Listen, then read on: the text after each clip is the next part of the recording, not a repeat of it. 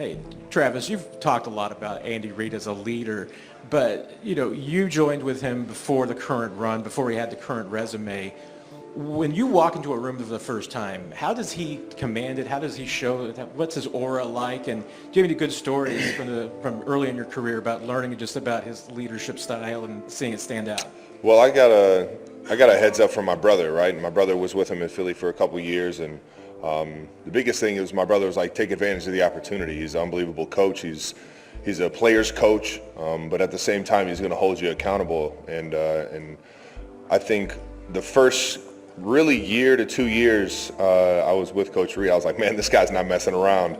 Like, there wasn't too much of the personality that I see now, knowing that he's like a father figure to me. He's like I don't know, one of my uncles growing up that I respect so much because of who he is. And I owe everything to that man and my career and where it's gone, where I was at Cincinnati and where I am now, man. I have nothing but respect for Coach Reid and how he's helped me get to where I am in life.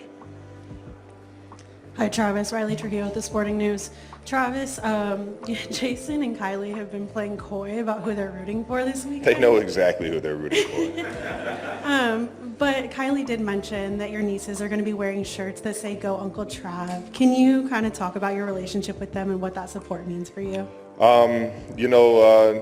Jason and Kylie are, I love them to death. This game isn't going to get in between how much I love them. And the fact that the girls are going to be wearing a Go Uncle Travis shirt, it warms my heart and gives me, something else to fight for. And hopefully I can make them proud and put a few smiles on their faces throughout the game. Hey, Trav, I just want to know what you have come to learn and grown to admire about Taylor Swift's work ethic. Her work ethic? Yeah. What I saw on that tour last year was pretty remarkable. I mean, to see the week in, week out, traveling from one country to the next, and how excruciating it is on her body and on her mind. And it's not just her; it was her entire tour. It was the dancers, it was the band, the singers, it was everybody involved, and it was an absolute machine. And it was something I could admire watching and take a lot of notes from. Hey, Travis, over here. There's a whole bunch of people's hands up. Go ahead and just hit it. Yeah, thank you. Gotcha. Adam, what's going on? Hey, you said the other night you plan to play next year and maybe beyond as well.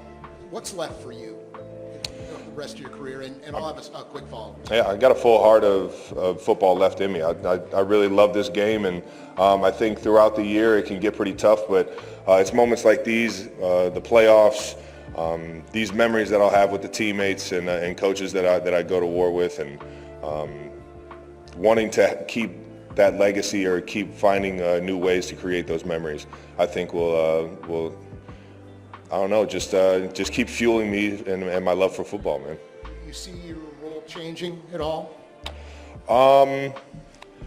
I feel like this year I kind of stepped into a role of being more of a voice for the guys. I mean, we have a lot of new faces, whether it was guys that we picked up in the offseason or guys we picked up throughout the season. Obviously, Kareem and Juju have been here. They understand the culture and everything, but just being able to be there for the young guys and help them understand the offense better and hopefully understand, how to weather the storm of a week like this. Good morning, Travis. What's your main motivation by winning this Super Bowl, and what would be the biggest challenge facing this Eagles passing defense? Yeah, I mean, their defense, this is going to be the best defense we play all year. They play so well together. Their secondary, you can tell they're all on the same page. They all understand their rules, a lot of zone coverage, but when it comes down to playing man, they're very physical. So it's going to be our biggest challenge yet, and I haven't even talked about the D-line yet. Their D-line is one of the best in the league, and it's going to be a fun challenge, man. I love going up against the best. It's why I play the game, and sure enough, we got two Goliaths going at it at the Super Bowl, man. Travis, a lot of the guys talk about how you are in practice and just the tone that you set in practice. Is that something you're consciously aware of? Is that one of the reasons you're like that? Is the joy of the game? Can you take me through your motivation every day? Man, you know what? Early on in my career, I think a lot of my motivation was driven off of individual success, wanting to get that acknowledgement my peers, of the people watching the game, that I was, I was somebody fun to watch, or I was worth watching, or I was worth, having on your team. And nowadays I just love going to work with the guys that I'm in the building with. I love sharing these memories. I love, figuring out these game plans, figuring out how we're going to attack a defense. There's just a certain love that I've found in it, and I think it's because of the people that I go to work with. Hi, Travis. So over here, sorry. You've been such a big media personality, and obviously with having Taylor Swift as your girlfriend and your podcast and everything you do, you're just so big in the media. How do you manage being such a big media personality with also maintaining being such a high caliber athlete? Well, I think everything in the media is fun. You gotta treat it as, it's all entertainment. So you're trying to either put a smile on somebody's face or give a good intake on what's at stake. And I think my balance is, you got to take yourself out of the media world and into reality whenever you're not doing media. And what's real is the people around you, your loved ones, your family, your support system. Who are you to them, and how is that affecting your life? And I think that's the biggest thing, is making sure you always take a step back and see what's real and what's around you. Travis, on your left. I want to take you back just a little bit to 2015 when you guys started 1-5. Do you remember what it was like going through that time and how you got through it, and to what degree you might see that as kind of a bridge to what you guys are doing now? The last time I was in New Orleans, you're talking about? No, when you started the season 1-5, Oh, okay. that loss at Minnesota was the last of those before you started turning it around. What the sort of feeling was, and how you managed to make your way back that season with 11 straight wins? I think the biggest thing is just understanding how to come together. The team atmosphere or the culture in Kansas City is unlike anything else, and I think that's a nod to Coach Reid and how he's day in, day out the leader of that building, and he sets challenges each and every single week for the team to be able to attack. And I think over the course of a season, you find yourself slowly climbing the staircase of success, and finding how to better yourself, to better your teammates, how to be more accountable for the people around you. And I think Coach Reid has a better grasp on that than anybody in the league. Hi, Travis. Skylar with People. Your mom famously showed her support for you and Jason when you guys were both in the Super Bowl 2 years ago. Now that Jason's retired and the Chiefs and you are playing in the Super Bowl against the Eagles again, will she be famously rocking that split jersey? I'm curious what her support is there now that Jason's retired. I mean, I would hope she didn't have the split jersey this time. Philly reeled in my entire family on this one. No, I think she'll be wearing red. I think everybody outside of Jason and Kylie are going to be wearing all red. Will she be making you those famous cookies again? Oh, you know it. Never playing the Super Bowl without them.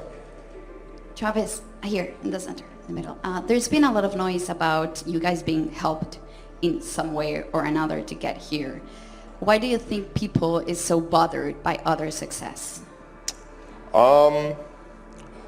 I don't know. I feel like I've been there before, and I used to look at the Patriots like that, and I used to have the desire to have the success that they had.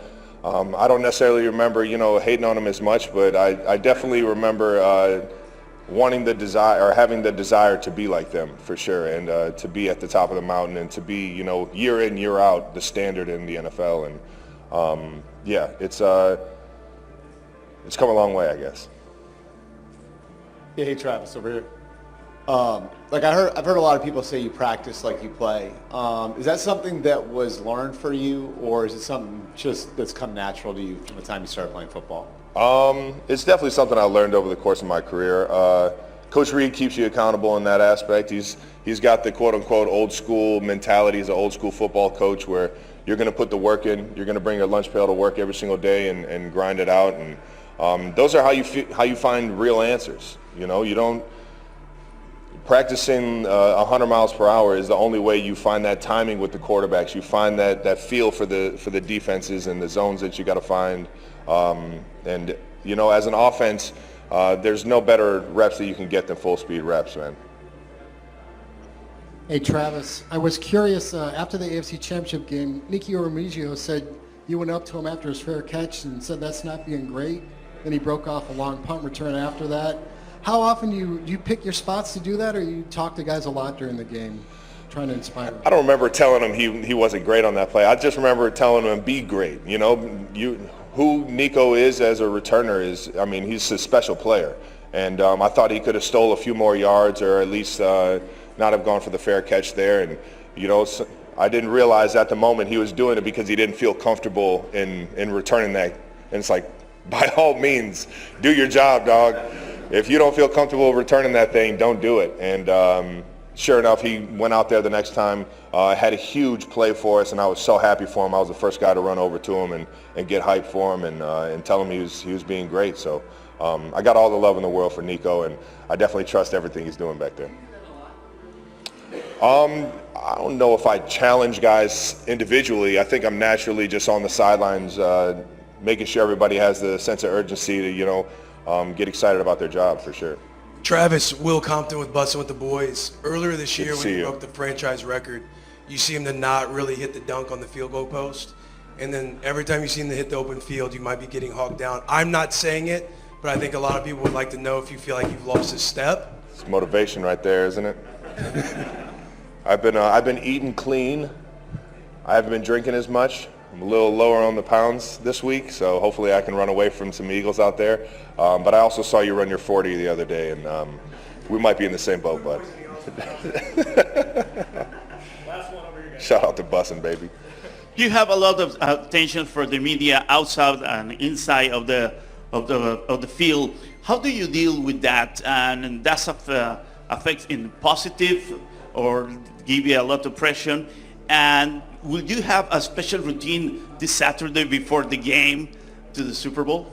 I really don't have too many crazy routines. I really just show up to the game ready to play some football and ready to go, you know, all out for the guys that I'm playing with. And yeah, I don't know. I've never really developed those routines. And to answer the other question, it goes back to kind of like, what's real? You know, who are you as a person? What are the people around you, your loved ones think of you, and things like that. And I think you know, I like to believe that I do things the right way. So yeah, I'm very confident in that.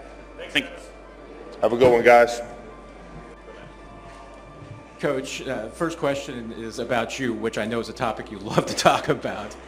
But your colleagues, players, even before this run began, have always said that you have an aura when you walk in a room that you're in command, you're a leader. What is it about you that gives them that impression, and how did you develop and hone that? Yeah, that's a tough question, Matt. I don't take that lightly for people to say that, first of all, but I've been put in leadership positions from the time I was younger as team captains and all that stuff, so I've been very fortunate that way. Don't know where it comes from, probably the way I was raised, so I don't have a very good answer for you. Coach, Danny Limon from Fox Sports. A couple of days ago, I had the opportunity to be with Brett Favre and talk to him, and he speaks highly of you. He told me that he doesn't bet, but that if he would bet for the Chiefs because they have you as a head coach. We know all about your history with the Philadelphia Eagles, but could you tell us a little bit more about being with Brett Favre at the Green Bay Packers? Yeah, so it was a great experience. I was there 7 years at Green Bay. Phenomenal organization, great people. I was around great players, Brett being one of them for sure. I felt like when we were together, he'd go down as one of the all-time greats to play his position, and he's done that. He finished up his career that way. Also around Reggie White, who I felt the same way about, Sterling Sharp the same way about. So we had a ton of these real good players there, and just very fortunate to have had that opportunity. I worked for Mike Holmgren there, who at the time I didn't think anybody did it better as a head coach, or I had a hard time believing anybody did it better. And heck, I've been coaching now for a couple of years as a head coach, and I still feel that same way. So, yeah. Coach, sorry to make this a trip down memory lane, but when it comes to your time in Green Bay under Mike in that staff and being in Super Bowls, what experiences kind of informed you as you became a head coach later on in your career, and what do you think about Mike's candidacy for the Hall of Fame? Yeah, I mean, I would vote for him for sure. He would be well deserved to be in there. Brett's in there, Ron Wolf's in there, so you get the third part of that group that had such a big influence on the success there is Mike Holmgren. So things changed when he came there, and I thought, you know, every year we were there, we were competitive. Went to a couple Super Bowls. So I think the world. What I took from him was I thought he was a tremendous leader. I thought he was a brilliant guy. Offensively, but he also had a good feel for both sides of the ball. He understood how important special teams was. I love the way he handled the players. He was tough enough on them, but on the other hand, he, you know, cared about them as guys. So, yeah. Good morning, Andy. Curious how practice went yesterday, but also how practice maybe this week differs from the regular season, and that you've already installed the game plan? Yeah, Adam. So practice went good yesterday. We're just going back through and trying to polish things up here this week. Still working hard, but we're going to polish things up from last week, and it'll be a normal late season Thursday today. So. Coach, here for La Perrada, Mexico. Ever since you got Patrick Mahomes, you've beaten Vic Fangio run defenses 9 out of 9 times. What are the intricacies in his game that make you to have such a clear upper hand over him? Or is there like anything you'd like to share about that, or is it just the fact that you have Patrick Mahomes and he doesn't? Yeah, it's great. It's great to have Patrick Mahomes. So I'm not going to slight that part. He's a great player. Will go down, I'm sure, as he finishes his career. He's still young in this thing, but as he finishes his career, he'll be one of the greats to, if not the greatest, to have done it. But so that definitely helps. I don't want to slight the coaches and his teammates. He's got some good players that he's able to deal the ball to, and whether it's throwing it to him or handing it to him. Those big offensive linemen that are helping him out. He appreciates those guys. Took him out to a nice steak dinner the other night, so he appreciates all those guys. And then he's been blessed to have some good defenses that support the other side of him there. So it takes a group, but he's definitely a great one. Yes. Coach Taylor Lewan, blessing with the boys. This side here. Oh. Right here. Oh, right here in front. I got guys raising their hand. Recently, on an episode of Busting with the Boys, John Gruden said that you were his biggest rival when it came to play calling in Green Bay. For you, at your point in your career, who do you think is your biggest rival from another head coach standpoint? Play calling wise, like defensively or offensively? Either one. Yeah. Well, this guy we're playing this week is a pretty good defensive coordinator. And I feel like I can't get rid of him. It seems like every year, he's once or twice or 3 times he's there, and he does a great job. And then I always say Bill Belichick is probably the best coach I've ever had a chance to go against in my career as a head coach. So. I've enjoyed watching the Lions this year and the job that their offensive coordinator did there. And now he's the head coach at Chicago. You're doing good though, man. Yeah. Andy, over here.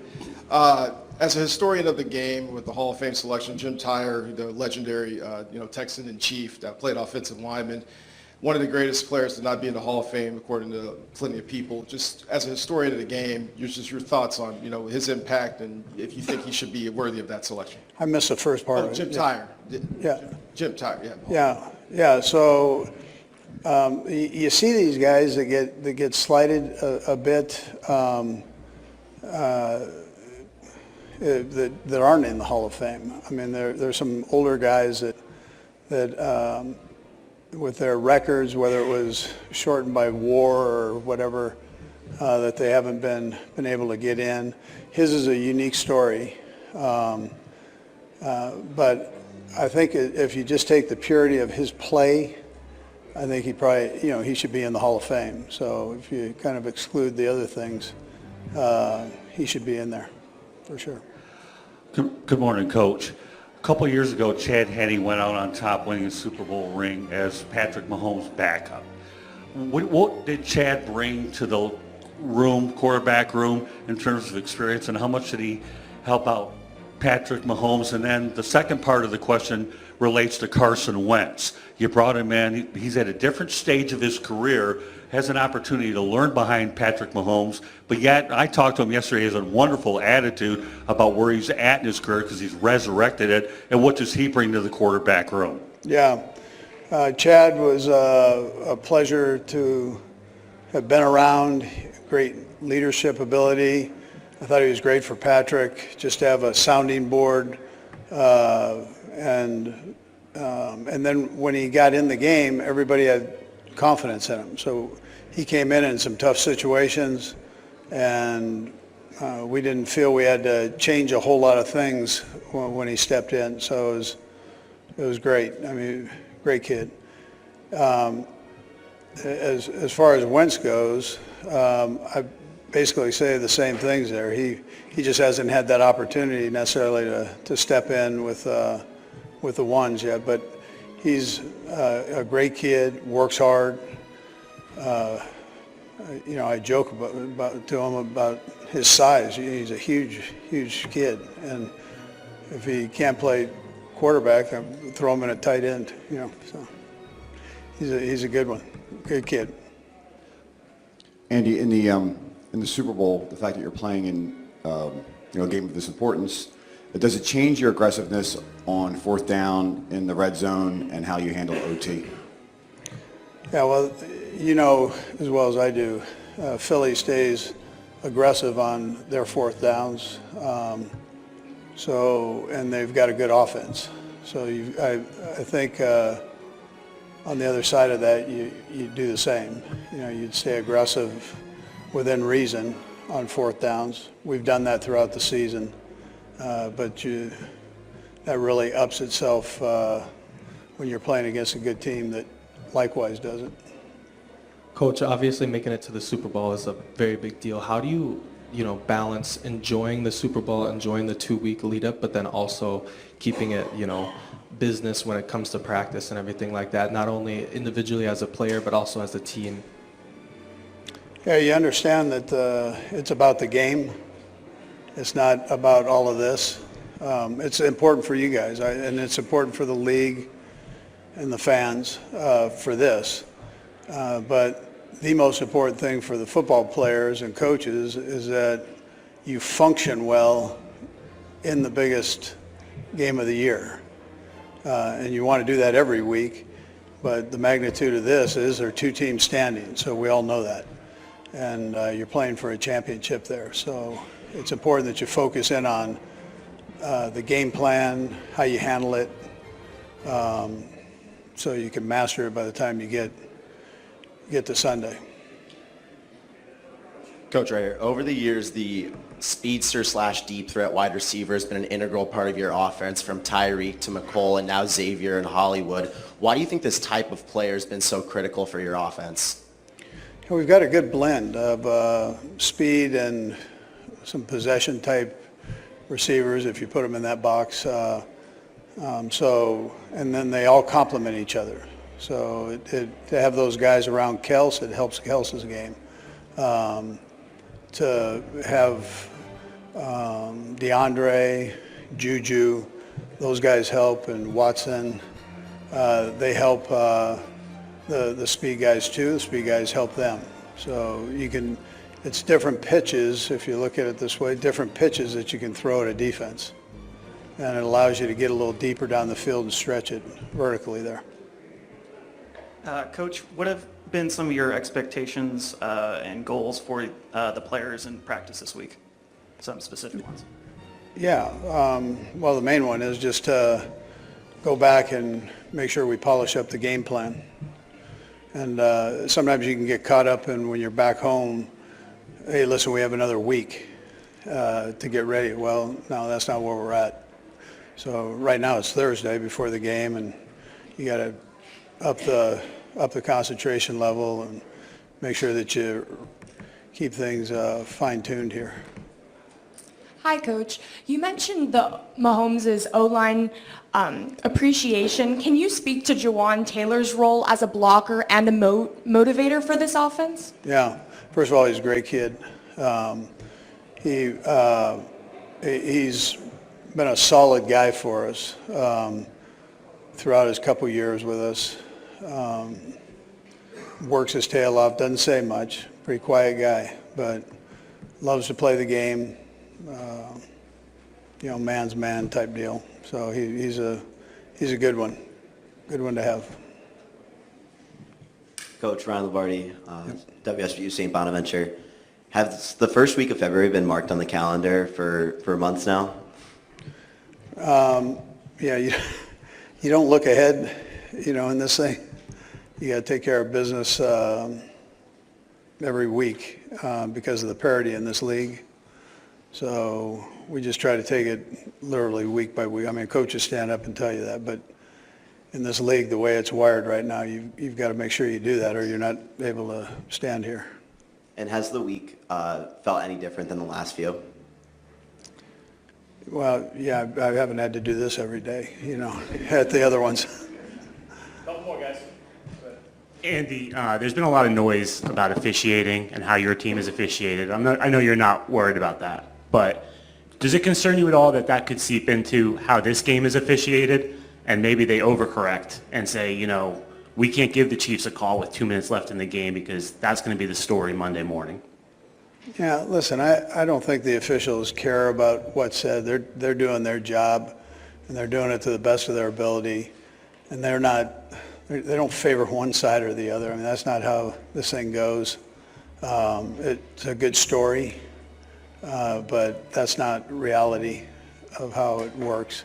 I mean, you'd be insulting them to think that that's what they do. So they go out and they call it like they see it. There's some, as a coach, there's some I sit there and I go, yeah, I don't agree with. There's some I agree with. I mean, that's how it goes. But it does make for a good story. Yeah. Last one. Coach, hi, over here. Nick Antonakis, WBN Sports in Boston. Very historic chance this Sunday at a three-peat, but not a lot of people talk about the journey to get there. Do you have a specific moment in mind over these past 3 seasons that define your journey so far to the chance at a three-peat this Sunday? No, I would probably tell you no. I mean, it's a conglomeration of all of the hard work that the guys have put in, and whether it's coaches and players. I mean, the guys, there's so much time and effort that goes into each game. I'd equate it to studying for finals where you just completely exhaust it that week, mentally, physically, to get yourself ready, and then you go out and you cut it loose. And so they do that 17 times out of the year, 18, 19, 20 if you're lucky. So, but I wouldn't say it's one thing that jumps out at me. I'd just say it's that whole body of work of, 3 years of work in this league is, it's like dog years, so it's, there's a lot that goes into it. Thanks, Coach.